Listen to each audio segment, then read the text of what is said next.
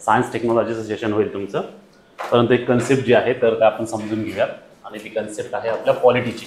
काल आपण जे सेशन घेतलं त्यामधलं एक सेशन ते असं आहे, आर्टिकल 20 जे आहे, आर्टिकल 20.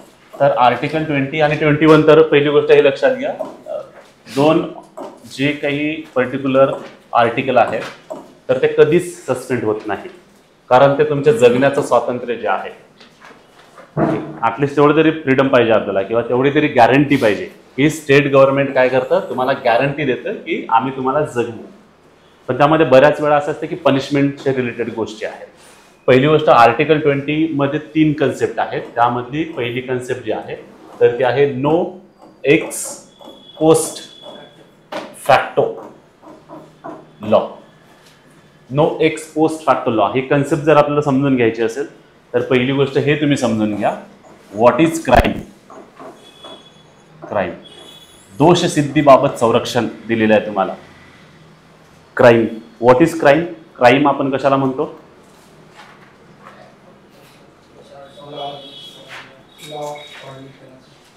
येस, लास्ट लेक्चरमध्ये पण आपण सांगितलेलं आहे की खूप जास्त विचार करण्याची गरज नाही आहे. Crime simply means the breaching of law. That means की जे काही कायदे अस्तित्वात असणार आहे तर त्या कायद्याचं उल्लंघन करणे म्हणजे त्याला आपण गुन्हा असं म्हणतो. बरोबर आहे. मग आता लॉ कुठला असणार आहे तर एक्झिस्टिंग लॉ जो आहे, आताचा सध्याचा जो लॉ आहे. Say for example, if there is no law there is no crime. It's so simple as that. अस्तित्वात असलेल्या कायद्याबद्दल आपण बोलत असतो या ठिकाणी. ठीक आहे, हा सगळ्यात महत्वाचा पॉईंट जो आहे तर तो समजून घ्या. लॉ जो अस्तित्वात आहे तो, याच कायद्याचं जर आपण उल्लंघन केलं तर आपल्याला या ठिकाणी पनिशमेंट मिळत असते. राईट, पनिशमेंट जर आपण तो कायदा तोडला तर. पण आता या ठिकाणी काय झालं की एखादा क्राईम झालेला आहे, आणि क्राईम झाला म्हणजे कायद्याचं उल्लंघन झालेलं आहे, आणि ते तुम्हाला से फॉर एक्झाम्पल 7 वर्ष पनिशमेंट देतं.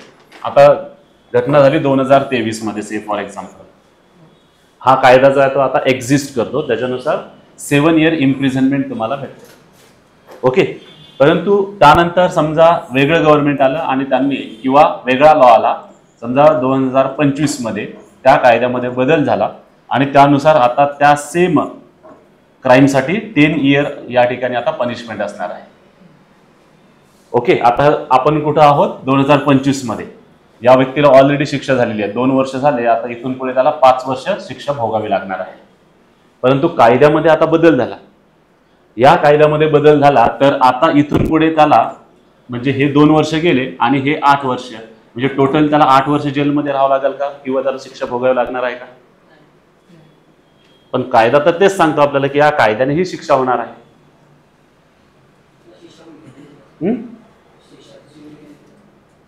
गुन्हा घडून गेलेला आहे. That crime was in the past, and past लॉचं त्याने काय केलेलं आहे, ब्रीचिंग केलेलं आहे. सिंपल समजून घ्या. आता या कायद्यामध्ये जरी बदल झाले तरी गुन्हा आता घडलेला नाही आहे, कायद्यामध्ये आता बदल झालेला आहे. म्हणून राहिलेली जी काही पनिशमेंट आहे तर ती त्याला भोगावी लागणार आहे. म्हणजे याचा अर्थ असा आहे की जो कायदा आज बनवलेला आहे तो आपल्याला भूतकाळामध्ये लागू करता येत नाही. हा सगळ्यात महत्वाचा पॉईंट आहे. म्हणजे या कायद्याला रेट्रोस्पेक्टिव्ह इफेक्ट देता येत नाही आपल्याला. रेट्रोस्पेक्टिव्ह इफेक्ट म्हणजे काय, आज बनवलेला कायदा आपण 2020 मध्ये लागू करणार नाही, की तिथून आम्ही तो करणार आहे. आणि हे पर्टिक्युलरली जे आहे तर फौजदारी कायदे जे असणार आहेत आपले, फौजदारी, दिवाणी आणि फौजदारी असे 2 लॉ असतात. त्यातला पर्टिक्युलरली क्राईमशी रिलेटेड जे काही ऍक्ट असणार आहेत. पण फौजदारी आणि दिवाणी माहिती आहे का तुम्हाला, कशाला म्हणतो आपण फौजदारी आणि दिवाणी लॉ. यामध्ये तुम्हाला पनिशमेंट सुद्धा असते आणि पेनल्टी सुद्धा असते. ज्या प्रकारचे गुन्हे, आता या ठिकाणी समजून घ्या तुम्ही 2 गोष्टी. बऱ्याच वेळा आपल्याला विद्यार्थ्यांना हे माहितीच नसते की फौजदारी गुन्हे म्हणजे कुठले आहेत. फौजदारी अँड दिवाणी. याच्या अगोदर आपण दिवाणी राईट्स बघितलेले आहेत, परंतु या ठिकाणी कायदे पण कुठले आहेत आणि गुन्हे पण कुठले आहेत ते समजून घ्या. काही क्राईम समजा असे असतात, क्राईम्स जर आपण बघितले तर त्यामध्ये पनिशमेंट असते तुम्हाला.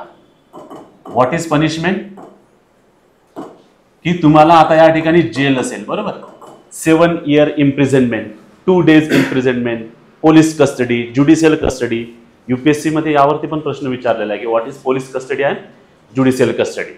तर ही जी काही पनिशमेंट आहे जी इयरमध्ये आपण डेमध्ये काउंट करत असतो, त्याला पोलीस कस्टडी असेल तुम्हाला, एकतर ज्युडिशियल कस्टडी असेल, तर त्याला आपण काय म्हणत असतो, punishment. At the same time त्याच मध्ये काही तुम्हाला पेनल्टी सुद्धा असते. तुम्ही बघितलं असेल, न्यूजपेपर जर वाचत असाल तुम्ही, तर त्यामध्ये दिलेलं असतं की या व्यक्तीस 7 वर्ष शिक्षा आणि 1 लाख रुपये पेनल्टी, दंड जे आहे तर ते द्यावा लागणार आहे. तर त्या टाईपचे जे काही गुन्हे असणार आहेत तर ते असणार आहेत फौजदारी टाईपचे गुन्हे. ओके. आणि दिवाणी जे काही या ठिकाणी कायदे असणार आहेत तर ते कुठे अप्लाय होतात, तर क्राईम झालेला असेल आणि ज्यामध्ये पेनल्टी अप्लाय केलेली असेल. Penalty, no punishment, only penalty is applicable. त्या टाईपचे जे काही गुन्हे असणार आहेत तर ते दिवाणीमध्ये येणार आहे. से फॉर एक्झाम्पल तुम्ही सिग्नल तोडला तर तो गुन्हा झालेला आहे. It is a crime. To breach the signal is a crime. मग त्यासाठी तुम्हाला पनिशमेंट मिळेल की पेनल्टी? पेनल्टी मिळेल. तुम्हाला असं नाही म्हणणार की ओके आता याने सिग्नल तोडलेला आहे, 1 वर्ष शिक्षा, असं होणार आहे का? नो. तर त्या ठिकाणी तुम्हाला पेनल्टी देण्यात येत असते. ओके. तर पर्टिक्युलरली जे आहे तर हे रेव्हेन्यू किंवा फिनान्सशी रिलेटेड असतात आणि हे बाकीचे पण गुन्हे याच्यामध्ये सगळे कव्हर होतात, ज्यामध्ये normal crime to heinous crime पर्यंत ते जाऊ शकतं. तर नॉर्मल समजण्यासाठी हे 2 गोष्टी लक्षात ठेवा. फौजदारी कायदे कुठले असणार आणि दिवाणी कुठले असणार, तर ही एक गोष्ट लक्षात घ्या. आता आपण परत येणार आहोत. तर रेट्रोस्पेक्टिव्ह ऍक्ट जे असणार आहेत तर ते पर्टिक्युलरली जे फौजदारी टाईपचे गुन्हे आहेत, क्राईम जे आहेत, तर त्यामध्ये तो अप्लाय करता येणार नाही. There is no retrospective effect in terms of फौजदारी रूल और act. It cannot be apply in the past. Okay. हा पॉईंट लक्षात घ्या. आज कायदा झाला तो इफेक्टमध्ये पर्टिक्युलर डेट पासून आला तर तिथून तो पुढे लागू होणार. ऑलराईट, हे गोष्ट कळाली तुम्हाला. पण त्याच्याबरोबरच फक्त फौजदारीच नाही, आपल्याकडे दिवाणी पण आहेत. राईट, आताच आपण डिस्कस केलेले दिवाणी आहेत. परत आपल्याकडे रेव्हेन्यूशी रिलेटेड असेल किंवा टॅक्सेशनशी रिलेटेड काही गोष्टी असतील. ओके. तर दिवाणी रिलेटेड लॉ जे आहेत किंवा टॅक्सेशनशी रिलेटेड जे लॉ आहेत, तर हा सगळ्यात महत्त्वाचा पॉईंट जो की UPSCच्या परीक्षेला विचारला जाऊ शकतो आणि इतर सगळ्या एक्झामला पण विचारला जाऊ शकतो की दिवाणी आणि टॅक्सेशन रिलेटेड जर लॉ असेल तर तो रेट्रोस्पेक्टिव्ह इफेक्ट आपण त्याला देऊ शकतो. Retrospective. What is retrospective effect? To apply in the past. की 2017 पासून तुम्ही टॅक्स भरलेला नाहीये, या टॅक्सेशन मध्ये तुम्हाला कन्सेशन देण्यात आलं होतं परंतु तुम्ही टॅक्स भरलेला नाहीये, तो अप्लाय केला जाऊ शकतो आपण पास्ट मध्ये पण, की तिथून तुम्हाला आता पेनल्टी भरावी लागणार आहे. ओके. हा पॉईंट लक्षात आला. तर ह्या गोष्टी तुम्ही समजून घ्या. तर त्याला म्हटलं गेलेलं आपण काय, रेट्रोस्पेक्टिव्ह इफेक्ट. आणि रेट्रोस्पेक्टिव्ह इफेक्ट मध्ये सुद्धा no ex post facto law, म्हणजे कायदे जे आहेत पर्टिक्युलरली फौजदारी लॉज जे आहेत तर ते आता जो अस्तित्वात असेल तोच कायदा पुढे कंटिन्यू राहणार, त्यानुसारच पनिशमेंट होणार. क्राईम ज्या वेळेस झाला आणि ज्यावेळेस एखादा कायदा अस्तित्वात होता त्याच वेळेस तो क्राईम किंवा त्यानुसारच ती पनिशमेंट होणार आहे. त्या कायद्याला आपण भूतकाळामध्ये लागू केला जाऊ शकत नाही किंवा करत नाही. Okay. And it is applicable only to फौजदारी ऍक्ट. फौजदारी गुन्हे जे असणार आहेत त्याचे रिलेटेड आहेत. It is not applicable means the exceptions to no ex post facto law are the दिवाणी and tax related laws. Okay. नाही, त्यावेळेस शिक्षा कमी हो, नल अँड व्हाईड हो, 0 हो, कशी हो, त्यानुसार कायदा काय म्हणत होता तसं ते चालेल. ऑलराईट. हा एक पार्ट क्लिअर झाला. हा एक पहिला पार्ट आहे. त्यामध्ये दुसरी जी कन्सेप्ट आहे आपली तर ती आहे no double jeopardy. No double jeopardy. What is no double jeopardy? म्हणजे एकाच गुन्ह्यासाठी, प्रॉपर शब्द लक्षात घ्या, एकाच गुन्ह्यासाठी 2 वेळा पनिशमेंट मिळणार नाही. There will be no double punishment for a single crime. बरोबर आहे. नाहीतर आज जज वेगळा आहे, त्याने शिक्षा दिली, तो शिक्षा भोगतोय. दुसरा जज आला, त्याने म्हटले की नाही 3 वर्ष नाही 5 वर्ष शिक्षा द्यायला, किंवा त्याने शिक्षा भोगून आला की नाही याचं वर्तन काही आपल्याला चांगलं दिसत नाही म्हणून त्याला परत त्याच गुन्ह्यासाठी शिक्षा करा, असं होणार नाही. एका गुन्ह्यासाठी एकच शिक्षा होईल. ओके. आणि त्यामध्ये काय असणार, आता याच्यामध्ये काय असतं की बऱ्याच गोष्टी इन्क्लूड असतात, परंतु क्रक्स ऑफ द स्टोरी ही आहे की नो डबल जिओपार्डी म्हणजे काय, एकाच गुन्ह्यासाठी परत शिक्षा होणार नाही. ठीक आहे. त्याच्यामध्ये असं पण असतं कधी कधी की समजा पनिशमेंट देण्याचं काम कोण करत असते normally, who gives the punishment, judiciary, right. ज्युडिशियरीच फक्त पनिशमेंट देणार आहे, त्याच्या व्यतिरिक्त नाही आहे. परंतु कधी कधी काय असतं, समजा ज्युडिशियल प्रोसिडिंग सुरूच आहे किंवा व्हायची आहे, परंतु त्याच्या अगोदर 2 एक्सेप्शन केसेस आपण या ठिकाणी बघू शकतो. एक्सेप्शन केसेस मध्ये नंबर 1 कोर्ट मार्शल, माहिती आहे का तुम्हाला, court marshal.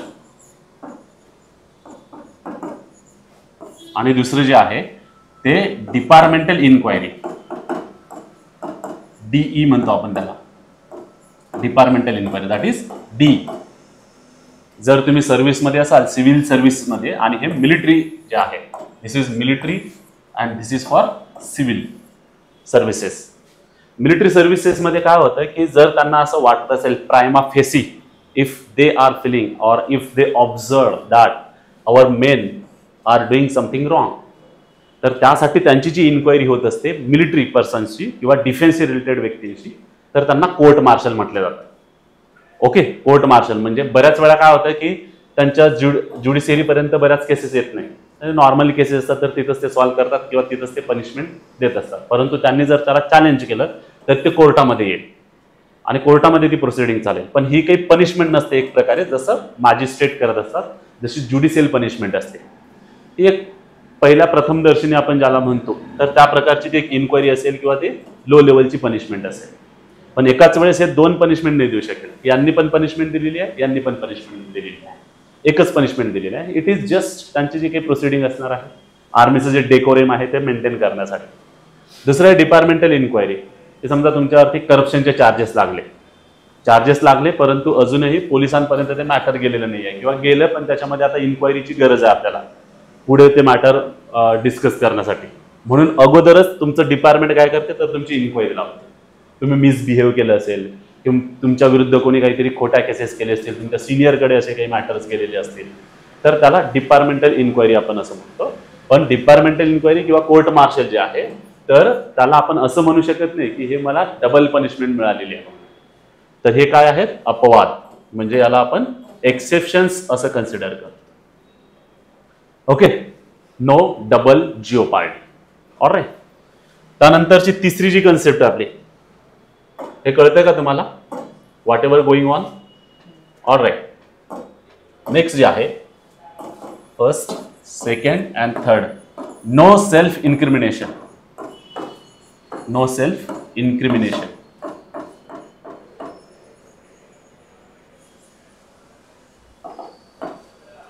What is no self इन्क्रिमिनेशन?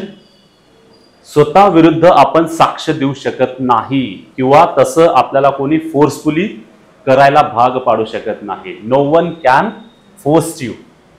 Okay. No law enforcement agency or any agency can force you to give.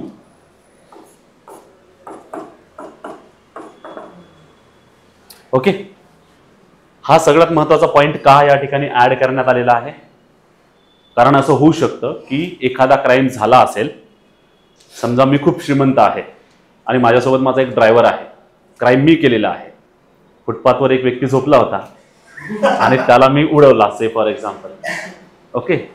पण मी माझ्या ड्रायव्हरला पैसे दिले, की ड्रायव्हर तसाही गरीब आहे, लो इन्कम आहे, त्याच्यावर खूप रिस्पॉन्सिबिलिटीज आहे. मग मी त्याला काही पैसे दिले आणि त्याला सांगितलं की तू असं सांग की हा गुन्हा माझ्याकडून झालेला आहे किंवा मी केलेला आहे.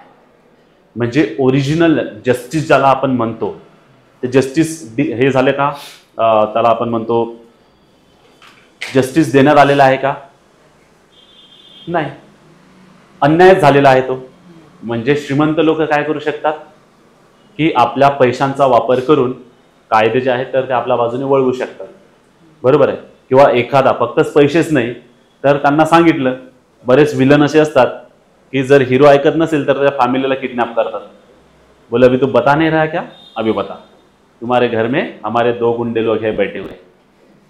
मग त्याला सांगावं लागतं म्हणजे काय असणार आहे की ही तर गोष्ट आहेच की तुम्ही स्वतःविरुद्ध साक्ष देऊ शकत नाही, मे बी त्याच्या पाठीमागचा ऑब्जेक्ट हे अशा पद्धतीने आहे की जो योग्य व्यक्ती आहे ज्याने क्राईम केलेला आहे त्याच व्यक्तीला पनिशमेंट झाली पाहिजे, दुसऱ्या व्यक्तीला पनिशमेंट होता कामा नये, ही त्याच्या पाठीमागची भूमिका आहे. बऱ्याच वेळा आपण स्वतःहून पण होऊ शकतो की नाही, आपण बरेच लोक असे बरेच मूव्ही आपण बघितलेले आहेत असे 60s 70s 80s मधले मूव्ही तुम्ही बघा, ते ब्लॅक अँड व्हाईट वाले. त्याच्यामध्ये तो आपला जागीरदार आहे, धोतर आणि ते टोपी घातलेला, आणि रामू काका आहे. रामू काका म्हणजे बिचारा ज्याच्यावर अन्याय झालेला आहे असा रामू काका. ठीक आहे, पिक्चर म्हटलं आपण बोलतोय. ठीक आहे, कोणी रामू काका असेल तर त्यांनी वाईट वाटून घेऊ नका, हे जस्ट उदाहरण आहे. ओके, तर त्या ठिकाणी काय होऊ शकतं, तर जस्टिस जे आहे तर ते होणार नाही, त्या व्यक्तीसोबत न्याय होणार नाही. म्हणजे कोणी श्रीमंत आहे, कोणी जातीने उच्च आहे, तर या कारणावरून जे आहे तर ते नागरिकांना न्याय मिळावा आणि कोणावरही अन्याय होऊ नये, तर ही भूमिका याच्या पाठीमागे असते. म्हणजे तुम्हाला कोणी फोर्स करणार नाही. इव्हन तुम्ही कधी जर आता जर तुम्ही गेलात समजा पोलीस स्टेशनमध्ये, त्यांना जर सांगितलं की ये लो कोयता, मैं 2 मर्डर करके आया हूं, ते तुम्हाला लगेच अरेस्ट करणार, लगेच जज समोर नेणार, लगेच पनिशमेंट करणार, असं काही आहे का? No, there is standard procedure we are following. Okay, आणि त्या स्टँडर्ड प्रोसिजरमध्ये काय असतं की एकतर तुम्हाला ते ठीक आहे, तुमचं म्हणणं ऐकून घेतील, तुम्हाला पोलीस स्टेशनमध्येच बसवतील किंवा तुम्हाला सोबत घेऊन घटनास्थळी जातील. त्या ठिकाणी बघतील की तो क्राईम झालेला आहे का. ठीक आहे, तिथं 2 बॉडी दिसल्या, डेड बॉडी. ओके, त्यांचं ब्लड तुमच्या अंगावरती पण आहे, कोयत्याला पण आहे. मग ते म्हणतील का ओके तू क्रिमिनल आहेस म्हणून? नाही. आता इन्सिडन्स त्यांना सापडलेले आहे, मग त्या ठिकाणी एक क्रिमिनल प्रोसिजर कोड आहे आपला CRPC, त्याच्यानुसार एक प्रोसिजर फॉलो केलं जाईल की कुठल्या टाईपचा गुन्हा झालेला आहे, यांनीच केलेला आहे की नाही ते अगोदर बघावं लागेल. यांनी 5 कोटी रुपये घेऊन फक्त स्वतः कबूल केलेला आहे. ओके, ह्या सगळ्या गोष्टी यामध्ये चेक केल्या जातात. आपण म्हणतो की जस्टिस डिले होत आहे, पण त्याच्या पाठीमागचं रिझन हे सुद्धा आहे की ज्या व्यक्तीने गुन्हा केलेला आहे त्यालाच शिक्षा झाली पाहिजे. त्यासाठी पोलिसांचं काम जास्त वाढतं. मग बरोबर आहे, त्यांचं काम वाढल्यानंतर त्यांना सगळे जे पुरावे आहेत तर ते सादर करावे लागतात, आणि पुरावे सादर करायला ते योग्य व्यक्ती पाहिजे. म्हणजे चुकीचे पुरावे किंवा खोटे पुरावे जर असतील तर त्या माणसाला पनिशमेंट होणार नाही ज्याने तो ऍक्च्युअल क्राईम केलेला आहे. मग पुढे फॉरेन्सिक वाले येतील, तुम्ही तिथं होता की नाही, CCTV बघितलं जाईल. बरोबर आहे, तुमच्या मोबाईलचे लोकेशन बघितलं तर पोलीस किंवा लॉ एन्फोर्समेंट एजन्सी जे आहे तर ते खूप जास्त इंटेलिजंट आहे, ते लगेच तुम्हाला हे होऊन जातात, म्हणजे सांगतात. तेवढी सिस्टम आपली आहे तेवढी स्ट्रॉंग, त्याच्यामुळे क्राईम होत नाहीत, जास्त क्राईम होत नाहीत. क्राईम चालूच असतात पण जास्त क्राईम होत नाहीत. तर ह्या सगळ्या गोष्टी या ठिकाणी दिलेल्या आहेत. ठीक आहे, पण आता या ठिकाणी त्यांनी हे पण सांगितलेलं आहे की तुमच्यावरती फोर्स करता येणार नाही कोणालाही की तुम्ही साक्ष द्या म्हणून, स्वतःविरुद्ध साक्ष द्या म्हणून. परंतु या ठिकाणी आता तुमच्या इमेजेस गेले, म्हणजे तुमचे फोटो काढावे लागतात त्या फाईलला लावण्यासाठी. तुम्ही असं नाही म्हणू शकत की नाही माझा फोटो नाही देणार मी, तर तुम्हाला फिंगरप्रिंट द्यावं लागते किंवा तुमच्या ब्लड टेस्ट पण होतील, तर ते तुम्ही त्याला नाकारू शकत नाही. ते एक्सेप्शन्स आहेत त्याला. पण याच्या पाठीमागचा उद्देश हाच आहे की ज्या व्यक्तीने क्राईम केलेला आहे तर त्याच व्यक्तीला शिक्षा झाली पाहिजे. तर हे आहे आपलं आर्टिकल 20. ठीक आहे, दोषसिद्धीबाबत संरक्षण असं त्याला म्हटलं गेलेलं आहे. यामध्ये काही अडचण आहे तुम्हाला? आता आर्टिकल 20 तर झालेलंच आहे. ठीक आहे, अजून एक कन्सेप्ट जी आहे तर ती कन्सेप्ट आपण या ठिकाणी समजून घेऊयात. फंडामेंटल राईट्स मध्ये सुरू झाले आपले. आपल्याला 11चा टाइम दिला होता खरं तर, आपण 11:30 पर्यंत घेऊया. ओके, हो, येस येस येस. त्याच्या ऑलवेज एक्सेप्शन जे असणार आहेत तर ते त्याला फौजदारी आणि बाकीचे दिवाणी जे असणार आहेत किंवा टॅक्सेशन ते एक्सेप्शन्समध्ये असणार आहेत. पर्टिक्युलर या आर्टिकलमध्ये एकच फक्त भारतामध्ये 2च अशा पोस्ट आहेत. Number 1 president and number 2 governor. त्या कॉन्स्टिट्युशनल पोस्ट आहेत. या दोघांच्या विरुद्ध फौजदारी जे गुन्हे आहेत किंवा या दोघांनी जरी फौजदारी गुन्हा केलेला असला तरी त्यांच्या विरुद्ध कुठेही केस फाईल होत नाही. या 2च पोस्ट अशा आहेत. त्याच्यामुळे तुम्हाला कोणाचा मर्डर करायचा असेल तर तुम्ही काय होणं अपेक्षित आहे? प्रेसिडेंट व्हा. ओके, नाहीतर IPS व्हा. IPS होऊन तुम्ही करू शकता, काय करू शकता तुम्ही, मर्डर करण्याची परमिशन असते तुम्हाला, बरोबर आहे की नाही. काय म्हणतात आपण त्याला एकदम चांगल्या भाषेमध्ये, एन्काउंटर स्पेशालिस्ट. ओके, आता हे एन्काउंटर जे आहे मित्रांनो, ही हिरोईक ऍक्शन आहे. एन्काउंटर करणे हे चुकीचं आहे. कोर्टामध्ये त्या केसेस शक्यतो टिकत नाही. जर त्याला पॉलिटिकल बॅकअप असला तर ती गोष्ट वेगळी राहते, बट जस्टिस जे आहे तर एन्काउंटर हे हिरोईक ऍक्शन असतं फक्त. कारण कोणत्याही लॉ एन्फोर्समेंट एजन्सीला असा करण्याचा अधिकार नाहीये, कारण त्या ठिकाणी प्रत्येक व्यक्तीला जे हक्क दिलेले आहेत तर ते त्या ठिकाणी जोपासले पाहिजे. इव्हन इफ तो क्रिमिनल असला तरी चालेल, कारण आपण याच्या अगोदर बघितलेलं आहे प्रिन्सिपल ऑफ नॅचरल जस्टिस, की आपल्याला कोणाला मारण्याचा हक्क नाहीये, त्याला पनिश करण्याचा हक्क आहे, परंतु त्यासाठी एक स्टँडर्ड प्रोसिजर आपण फॉलो करतो, की त्या व्यक्तीला अरेस्ट करतो, त्याच्या विरुद्ध जे पुरावे आहेत ते गोळा करतो, ते न्यायालयामध्ये सादर करतं, त्या ठिकाणी वादविवाद केले जातात. हेच राईट जे आहेत तुम्हाला तर ते दिलेले आहेत अरेस्ट अँड डिटेन्शन मध्ये, आर्टिकल 21 मध्ये, आर्टिकल 22 मध्ये दिलेले आहे. ठीक आहे, की तुम्हाला जर अरेस्ट झाली तर काय करता येईल. आर्टिकल 32 अजून पुढे आहे. अरेस्ट झाली तर तुमचे अधिकार कुठले आहेत हे कळालं का तुम्हाला. हेच विचारलं होतं की फक्त 2 व्यक्तींच्या अगेन्स्ट जे आहेत तर ह्या फौजदारी गुन्हे आपण बुक करू शकत नाही, परंतु यांना आपण हे करू शकतो. दिवाणी जर दिवाणी काही असेल, नॉट राईट, दिवाणी गुन्हे जर असतील तर या प्रकारांमध्ये त्यांना समन्स देऊ शकतो आपण. समन्स म्हटल्यापेक्षा त्यांना बोलवू शकतो, ठीक आहे, किंवा त्यांना नोटीस देऊ शकतो. बट यासाठी मात्र त्यांच्यावर कोणतेही गुन्हे होत नाही. आता प्रेसिडेंट आहे, कुठं मर्डर करत बसणार, ऑल राईट, नाही. त्याच्यासाठी महाभियोग प्रोसेस आहे. यांना पदावरून दूर करायचं असेल प्रेसिडेंटला, गव्हर्नरला नाही. आर्टिकल 61 जे आहे हे एकमेव पोझिशन अशी आहे, एकमेव पोस्ट अशी आहे की त्यांच्याबद्दल जे त्यांना इम्पीच करायची प्रोसेस जी आहे, पदावरून दूर करण्याची जी प्रोसेस आहे तर ते डिटेलमध्ये डिस्कस केलेली आहे, डिटेलमध्ये. ओके, महाभियोग प्रोसेस आपण त्याला म्हणतो. पर्टिक्युलरली यावरती UPSC मध्ये प्रश्न विचारला गेलेला आहे की त्यांना पदावरून कोण दूर करतात. आता हे थोडंसं सेशन जे आहे तर ते हॉटस्पॉट चाललंय, पण समजून घ्या. इम्पीचमेंट प्रोसेस आर्टिकल कुठला आहे, इम्पीचमेंट आर्टिकल 61, राईट. यामध्येच त्यांनी दिलेलं आहे. तर यामध्ये पार्लमेंटचे जे मेंबर असतात, मेंबर ऑफ पार्लमेंट म्हणजे आपण त्यांना काय म्हणतो, MPs.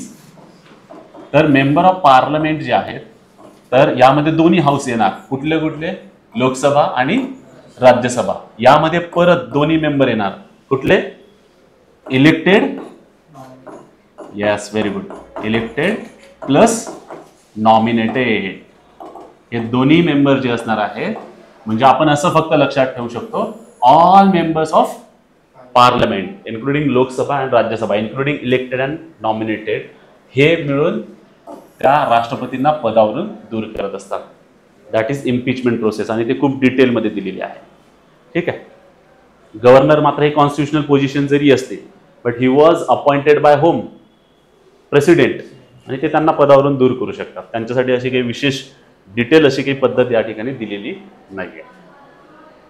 ऑलराईट, काल एक प्रिन्सिपल मी तुम्हाला सांगितलं होतं. आर्टिकल 14 बघितलं का सगळ्यांनी परत एकदा.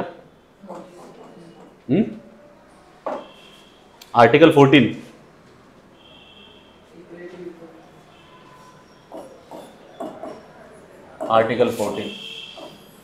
आर्टिकल 14 मध्ये 2 कन्सेप्ट आहेत. पहिली कन्सेप्ट कुठली आहे सांगा बरं. द फर्स्ट कन्सेप्ट, यामध्ये खरं तर 2-3 गोष्टी ज्या आहेत तर ते क्लिअर होतात. Number 1, rule of law. Okay, म्हणजे in Indian case we can see in the Indian political system there is a rule of law. Rule of लॉची कन्सेप्ट या ठिकाणी होतं. मेरा वचन ही मेरा शासन है, आता ते नाही चालणार, बरोबर आहे. असं चालणार नाही. या ठिकाणी कोणाचं राज्य असणार आहे तर कायद्याचं राज्य असणार आहे. आणि लास्ट लेक्चरमध्ये मी तुम्हाला सांगितलं पण होतं, A.V. डायसी, आता हे ब्रिटिश एक्सपर्ट आहेत, कॉन्स्टिट्युशनल एक्सपर्ट आहेत, A.V. डायसी, त्यांनी एक पुस्तक लिहिलं होतं, द कॉन्स्टिट्यूशन ऑफ इंग्लंड. यामध्ये त्यांनी पुस्तकाचं नाव लिहून घ्या,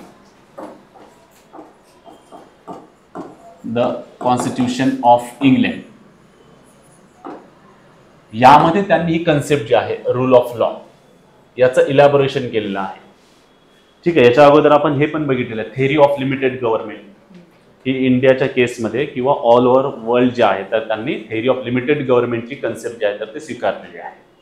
म्हणजे ज्या ठिकाणी कोणती पण एखादी पार्लमेंट असेल किंवा त्यांचं त्या ठिकाणचं संसद असेल किंवा प्रेसिडेंट असेल तर यांना कुठल्याही अमर्याद पॉवर दिलेले नाही आहेत. त्यावरती त्यांनी रेस्ट्रिक्शन आणलेले आहेत. म्हणजे ॲब्सोल्यूट पॉवर त्यांना देण्यात आलेली नाही. There are some restriction. ज्या एखाद्याला जर अमर्याद पॉवर दिला तर त्याच्या पॉवरचा तो मिसयूज करू शकतो. ठीक आहे. आणि मिसयूज केल्याने काय होईल तर इतरांचे जे हक्क आहेत तर ते इफेक्ट होऊ शकतात. ओके. त्यांच्यावरती अन्याय होऊ शकतो. अशा वेगवेगळे थेअरीज जे आहेत तर रूल ऑफ लॉ ही कन्सेप्ट जी आहे ते आपल्याला आर्टिकल 14 मध्ये बघायला मिळते. आणि दुसरं जर तुम्हाला परीक्षेमध्ये प्रश्न विचारला, जस्ट प्रोव्हाइडेड इन्फॉर्मेशन आहे, आर्टिकल 13 आपण बघितलेलं आहे का? ऑनलाईन झालेलं आहे आपलं आर्टिकल 13. त्यामध्ये 3 जो आहे clause, 3 clause article 13(3) that provides the definition of law. Definition of law म्हणजे जर तुम्हाला परीक्षेमध्ये प्रश्न विचारला हे का डेफिनेशन देतं article 13(3). What is article 30 is related to judicial review. Judicial review means whatever the law made by the parliament or any decision or order given by the government, that is executive, that would not violate you. Okay. Sir, if in case that is inconsistent with the constitution or if it is violating the principle of constitution or if it is violating the fundamental rights of the citizen, then Supreme Court have power to declare it ultra vires to the constitution and Supreme Court can declare it null and void, and then Supreme Court strike out that particular order or that particular law made by the parliament. So whenever there is a question what is law, then it is mentioned in article 13. म्हणजे काय सांगितलेलं आहे की संसदेने बनवलेला कायदा त्याचं review घेण्याची पॉवर जी आहे तर ते कोणाकडे आहे? सुप्रीम कोर्टाकडे आहे. त्याला आपण ज्युडिशियल रिव्ह्यू म्हणतो, न्यायालयीन पुनर्विलोकन म्हणतो. आणि भारतीय राज्यघटनेचं उल्लंघन जर ते करत असेल तर त्याला रद्द करण्याचा अधिकार कोणाला आहे? सुप्रीम कोर्टाला आहे. ती पॉवर कुठली आहे? Judicial review. मग नॅचरली प्रश्न येतो की what is the meaning of law. मग कॉन्स्टिट्यूशन मध्ये सांगितलेलं आहे 13(3) मध्ये की लॉ म्हणजे काय तर पार्लमेंटने बनवलेला लॉ. नंबर 1, कुठलीही त्यांनी बनवलेली प्रोव्हिजन कॉन्स्टिट्यूशन मध्ये असेल किंवा इतर ठिकाणी असेल. मग फक्त पार्लमेंटच लॉ बनवते का? त्याच्या व्यतिरिक्त बऱ्याच गोष्टी आहेत. समजा गव्हर्नमेंटने डिसिजन घेतलं एखादं, बरोबर आहे, गव्हर्नमेंट ऑर्डर काढू शकते, रूल बनवू शकते, नियम बनवू शकतं, त्याचा पोट नियम बनवू शकतं, ऑर्डिनन्स काढू शकतात, वेगवेगळ्या ज्या गोष्टी असणार आहेत तर त्या सगळ्या कशामध्ये येणार आहेत? लॉच्या डेफिनेशनमध्ये येणार आहेत. हे पर्टिक्युलरली खूप मोठं सेशन असतं ते. तर ते ज्यावेळेस तुमचे मोठे मोठे सेशन होतील फंडामेंटल राईटवरती ज्यावेळेस आपण येऊ तर त्यावेळेस हे खूप डिटेलमध्ये असेल. किंवा मग बाकी राज्यसेवेच्या बॅचमध्ये ते ऑनलाईन सुरूच आहे तर तिथे पण तुम्ही प्रेझेंट राहा म्हणजे हा बेसिक कन्सेप्ट तुमच्या क्लिअर होते. ओके. तर ही एक गोष्ट आहे. आता रूल ऑफ लॉ जे आहे तर ही कन्सेप्ट आपली क्लिअर झाली. त्यानंतर दुसरी जी गोष्ट असणार आहे तर ते आहे equality before law. Equality before law.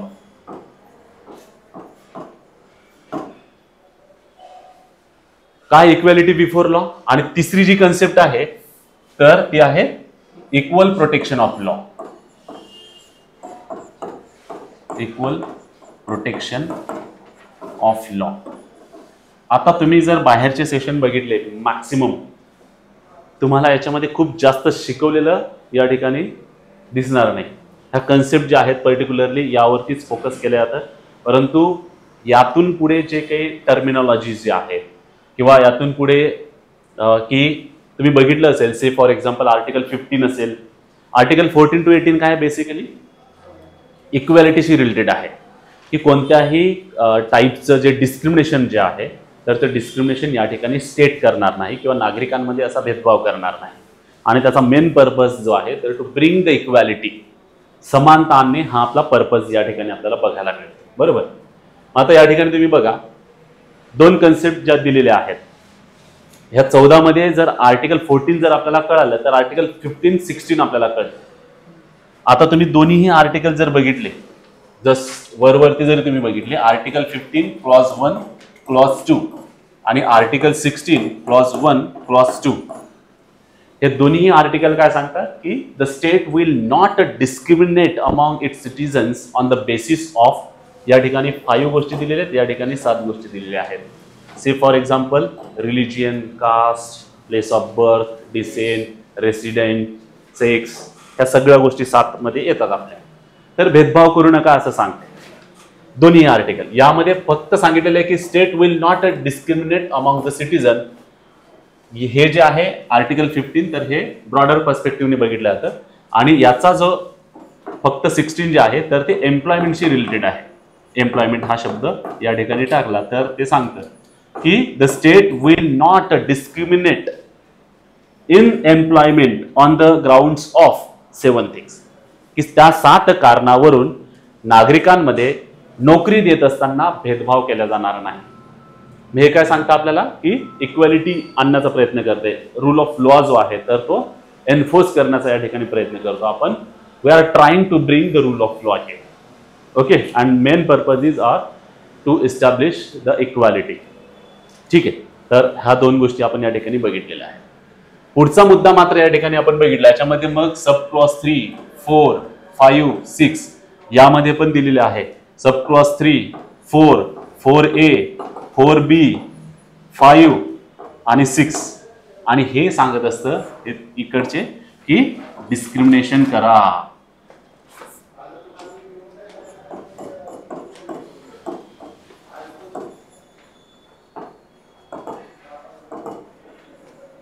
Why this is so? पहिलं काय सांगतं आपल्याला, no discrimination is allowed.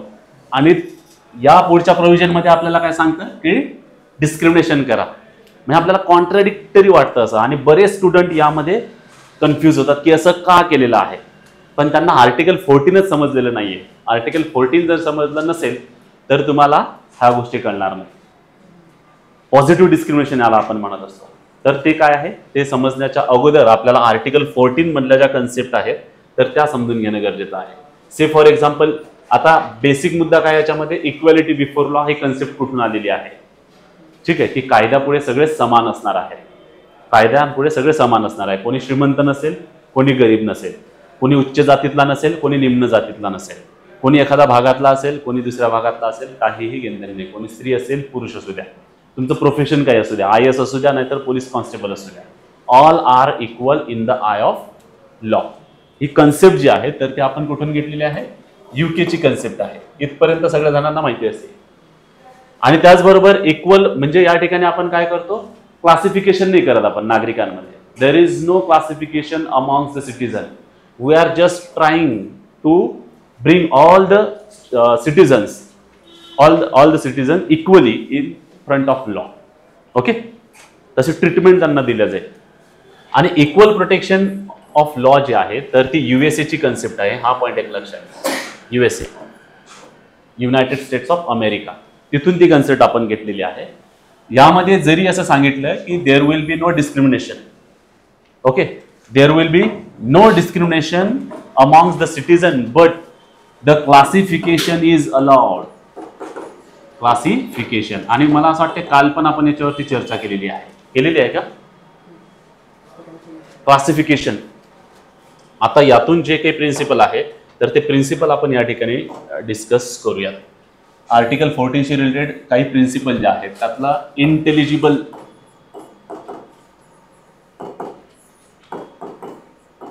डिफरेन्शिया,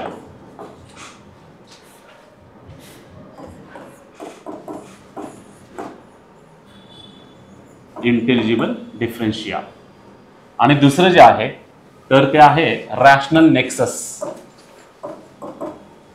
rational nexus म्हणजे आपलं अचिव्हमेंट काय करायचं आपल्याला. ठीक आहे, आपलं ऑब्जेक्ट काय आहे ते आपल्याला बघायचं आहे. आता जर आपण बघितलं तर कॉन्स्टिट्यूशन, रूल ऑफ लॉ, हे जे काही पॉलिटिकल सिस्टम जे आहे, फंडामेंटल राईट्स जे आहेत तर ते पर्टिक्युलरली आपण कशासाठी आणलेले आहे, to give the justice. Freedom दिलेला आहे आपण, बरोबर आहे. ब्रदरहुडची कन्सेप्ट आपल्याकडे आहे, टॉलरन्स आपल्यामध्ये आहे, कारण प्रत्येकासोबत तो न्याय झाला पाहिजे, कोणावरही अन्याय होता कामा नाही, हे आपण या ठिकाणी बघितलेलं आहे. आता काय केलेलं आपण, आपला मेन पर्पज जो आहे, तर तो मेन पर्पज हा फक्त आणि फक्त इक्वॅलिटी इस्टॅब्लिश करण्याचा नाहीये. हा पॉईंट कळतो का तुम्हाला? इक्वॅलिटी.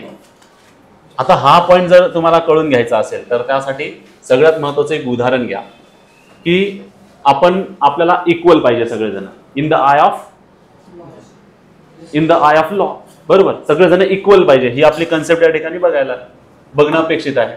एक डायग्राम देतो, त्या डायग्रामच्या माध्यमातून आपण या ठिकाणी समजून घेऊया आपल्याला. ओके, समजते का जे काही चाललं ते? फंडामेंटल राईटची सुरुवात तुमची अशीच झालेली आहे, पण ते अजून खूप डिटेलमध्ये आहे. आपलं तर अजून हेच राहिलं, what is right, types of rights. Okay, तर त्या सगळ्या गोष्टी ज्या आहेत तर त्या आपण नंतर बघणारच आहोत. पण हा जो फरक आहे तो समजण्यासाठी या ठिकाणी आपण पर्टिक्युलरली, चुकीची स्लाइड या ठिकाणी आलेली आहे. ओके,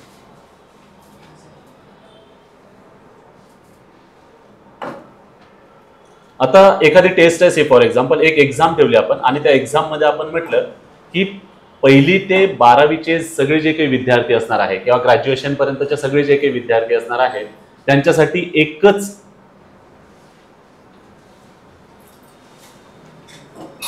एकच टेस्ट आपण ठेवूया. तर चालणार आहे का एकच टेस्ट? हे झालेलं आहे, ठीक आहे, ते आपण नंतर करणारच आहोत. समजून घ्या मुद्दा काय आहे.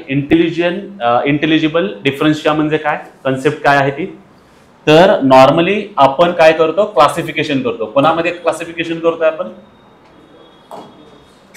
येस, स्टुडंट मध्ये क्लासिफिकेशन करतो. आणि ते क्लासिफिकेशन का करतो आपण?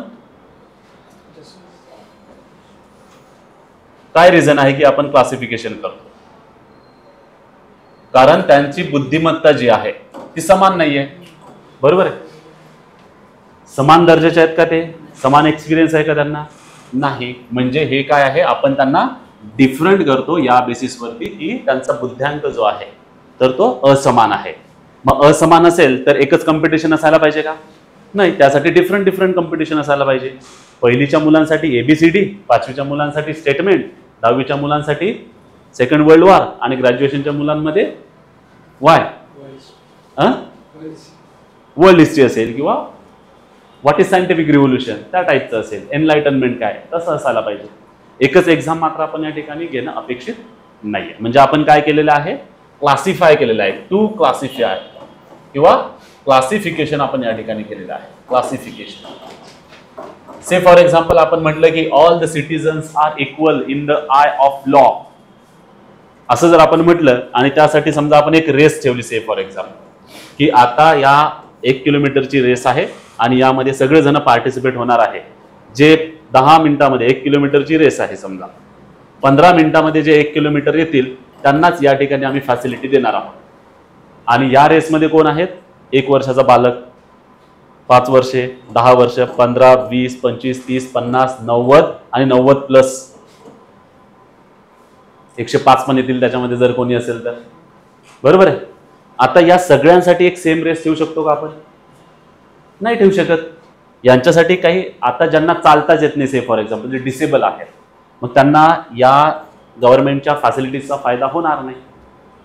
जे 50-60+ आहेत ते त्या 15 मिनिटांमध्ये ते धावू शकणार नाही, चालू शकणार नाहीत. जे 5 वर्षाच्या खाली आहेत, 6 वर्षाच्या खाली आहेत ते पळू शकणार नाहीत. ते काय फक्त नागरिकांना जरी तसं अलाव केलेलं आहे, कारण लॉ काय म्हणतो आपला की आम्ही तुम्हाला सगळ्यांना इक्वल अपॉर्च्युनिटी देणार आहोत, समान संधी आहे. या रेसवरती या, 15 मिनिटांमध्ये 1 किलोमीटर पळा आणि त्याच्यानंतर मग तुम्हाला जे काही बेनिफिट्स असतील ते मिळतील. पण याचा उद्देश असा आहे की त्यांनी काय केलेलं आहे की इक्वॅलिटी त्यांना आणायची आहे, परंतु त्यांना इक्विटी आणायची नाहीये. म्हणजे त्यातून इक्विटी निर्माण होणार नाही किंवा त्यांना जे मागे राहणारे लोक आहेत त्यांना जस्टिस मिळणार नाहीये. म्हणून मग या ठिकाणी आपला ऑब्जेक्ट जो आहे, तर तो ऑब्जेक्ट काय असला पाहिजे की आपल्याला सगळ्यांना जस्टिस द्यायचं आहे. जस्टिस आणि न्याय देत असताना नागरिकांमध्ये फरक करणं फार गरजेचं आहे. पण असा क्लास, असा वर्ग जो हिस्टॉरिकली ज्याच्यावरती अन्याय झालेला आहे, say for example womens, why we are talking about the reservation. बरोबर आहे की महिलांना 50% रिझर्वेशन देण्यात यावं. PRI मध्ये ते मिळालेलं आहे ऑलमोस्ट, परंतु अजूनही पार्लमेंटमध्ये 33% पण मिळालेलं नाही आहे. बरोबर आहे. तर हे पॉईंट जे आहेत तर ते लक्षात घ्या. त्यांच्यावरती अन्याय होतात. पॅट्रिआर्कल सोसायटीमध्ये महिलांचं स्थान दुय्यम आहे. त्यांना अपॉर्च्युनिटीज दिल्या जात नाही. त्यांची सुरुवातच जी आहे मित्रांनो ती फार मागून झालेली आहे. काही लोक फॉरवर्ड आहेत की त्यांच्याकडे भरपूर पैसा आहे, बरोबर आहे, श्रीमंत आहेत किंवा त्यांच्या घरामध्ये शिक्षण आहे, तर ह्या सगळ्या गोष्टी ज्या आहेत तर ते या ठिकाणी समजून घ्या. ओके, म्हणजे सगळ्यांची सुरुवात एक नाही आहे, सगळे एकाच कंडिशनमध्ये नाही आहेत, सगळे स्ट्रॉंगच असतील असं नाही आहे. म्हणून मग आपण क्लासिफिकेशन करतो आणि असा सेक्शन जो हिस्टॉरिकली, जो सोशली, जो एज्युकेशनली बॅकवर्ड आहे तर त्यांना आपण रिप्रेझेंटेशन देतो. म्हणजे आपण काय करतो, जस्टिस प्रोव्हाइड करतो, आपण पॉझिटिव्ह डिस्क्रिमिनेशन करतो आणि त्यांना विशेष सवलती प्राप्त करून देतो, कारण त्यांना त्याची गरज आहे. जर डिसेबल पर्सन असतील, त्यांना या रेसमध्ये यायचं असेल तर त्यांना व्हीलचेअर देणं अपेक्षित आहे. ज्यांना काहीच करता येत नाही त्यांच्यासाठी 4 व्हीलरची अरेंजमेंट करणं गरजेचं आहे. आणि जे स्ट्रॉंग आहेत तर त्यांच्यासाठी काही नाही केलं तरी चालतील, ते तसेच आरामात ते क्रायटेरिया फुलफिल करणार आहे. तर हा नेक्सस जो आपल्याला रॅशनल नेक्सस म्हणजे काय असणार आहे, तर आपलं ऑब्जेक्ट काय असणार आहे, आपलं ऑब्जेक्ट काय असणार आहे. आणि लॉच्या बाबतीत मग ते कसं होतं की अशा प्रकारचे लॉ असावे. पहिली गोष्ट तर कसे नसावे, तर ते आर्बिट्री नसावे, म्हणजे जुलूम करणारे नसावे, अन्याय करणारे नसावे, एखाद्या सेक्शनचा फायदा होईल याच्या दृष्टिकोनातून बनवलेले नसावे. आता ही ओल्ड डॉक्ट्रिन आहे, पण E.P. रोयप्पा वर्सेस तामिळनाडू केस जे आहे त्यातून न्यू डॉक्ट्रिन आलेली आहे की whenever the government will make a law और ब्रिंग एनी ऑर्डर और मेक एनी ऑर्डर नोटीस, तर त्यातून तुम्ही जे फेअरनेस आहे तर तो फेअरनेस या ठिकाणी असला पाहिजे. लॉ कसा असला पाहिजे, फेअर, जस्टिसिएबल अँड रिझनेबल. आणि याचा मेन मुद्दा जो आहे तो समजून घ्या की त्याने काय करायला पाहिजे. पहिली गोष्ट तर आर्बिट्रीनेस जो आहे, आर्बिट्रीनेस तर तो स्ट्राईक आउट करायला पाहिजे जातं, की जुलमी करणाऱ्या ज्या प्रोव्हिजन असणार आहेत तर ते साईडला करा. म्हणून आपण ज्यावेळेस आर्टिकल 14 बघत असतो तर आर्टिकल 14 मध्ये काही गोष्टी ज्या आहेत तर त्या आपण या ठिकाणी इम्पॉर्टंट आहेत की डिस्क्रिमिनेशन होणार नाही, हे दॅट इज ओके, परंतु आपल्याला क्लासिफिकेशन करावं लागणार आहे. आणि क्लासिफिकेशन करून आपल्याला जस्टिस जे आहे तर ते इक्वल अपॉर्च्युनिटी जे आहे तर ते द्यावं लागेल. इक्वल अपॉर्च्युनिटीसाठी आपल्याला काही स्पेशल प्रोव्हिजन करणं गरजेचं आहे. त्याला आपण डिस्ट्रीब्युटिव्ह जस्टिस सुद्धा आपण म्हणतो. ठीक आहे, डिस्ट्रीब्युटिव्ह जस्टिस आपण त्याला म्हणत असतो, किंवा रेमेडीज सुद्धा आपण म्हणत असतो त्याला, रेमेडीज, की काहीतरी वेगळ्या उपाययोजना आपण त्यांच्यासाठी केलेल्या आहेत. So that is the part of our fundamental right basically. पण हे जे काही आहे तर हे एक हॉचपॉच डिस्कशन आहे. अपकमिंग सेशनमध्ये आपण ज्यावेळेस फंडामेंटल राईट्सचं चॅप्टर्स बघणार त्यामध्ये ह्या कन्सेप्ट, त्याला असलेल्या केसेस, त्यामध्ये असलेले एक्सेप्शन्स, ह्या सगळ्या गोष्टी आपण डिस्कस करणार आहोत. ओके, नेक्स्ट सेशन जे असणार आहे तुमचं ते सायन्स टेक्सचं असणार आहे, तर ते कंटिन्यू करूया. यामध्ये कोणाला काही अडचण आहे नाही? ओके, थांबायचं मग या ठिकाणी. ठीक आहे, काही प्रॉब्लेम असले तर विचारत चला, नंतर तुमचा तो पार्ट जो आहे तर क्लिअर करून घ्या आपण.